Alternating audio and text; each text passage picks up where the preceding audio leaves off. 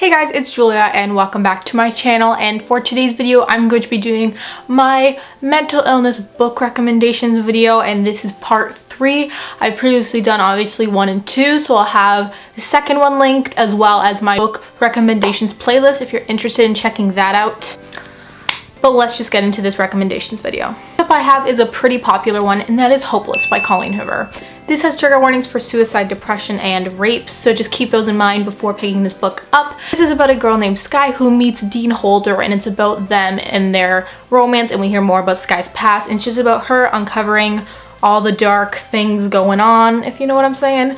And it's just, this is the darkest of Colleen Hoover's books in my personal opinion, and I think a lot of people would agree with that, and it's one of my favorites by her, and I would definitely recommend this one. Next here I have is Your Voice Is All I Hear by Leah Scheir. I've mentioned this in some past videos before, but this book I cannot say the trigger because it is a spoiler for what goes on in the book, but all I can say is it does deal with mental illness, and this is about April and Jonah and their romance and everything that goes on with Jonah and what's happening to him, and it's April supporting him and just Jonah and, you know, their bond and stuff.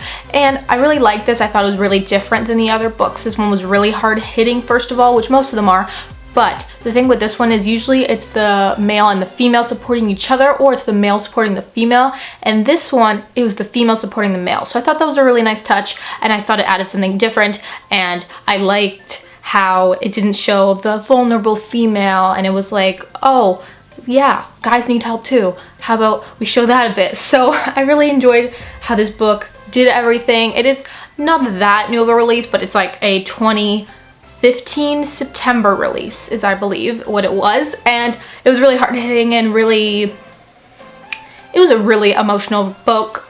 This wasn't a really emotional book, so keep that in mind, and I would recommend this one for sure.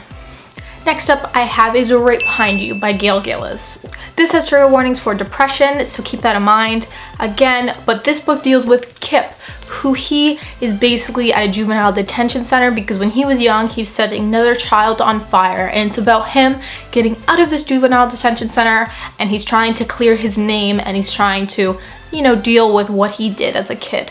Really good book. It has like a huge font, and it's super quick read, and it was really good. I really liked the message in it. If you're looking for something that's a fast mental illness read, like perfect for readathons, perfect for things like that, so I definitely recommend this one. Up here we have another popular one, and that is 13 Reasons Why by J. Asher. This book has trigger warnings for suicide and depression, so keep that in mind before picking this book up. It deals with Clay, and basically he gets sent a box of tapes, and these are tapes made by Hannah Baker, who has just committed suicide, and she basically has 13 people who did things that kind of resulted in her killing herself, and she sent them the tapes. So Clay receives the tapes, and he's one of the people on the tapes that's responsible in some way, and so he listens to the tapes and he goes around the town and tries to, like, you know, hear her out and hear kind of what she went through and all that sort of stuff.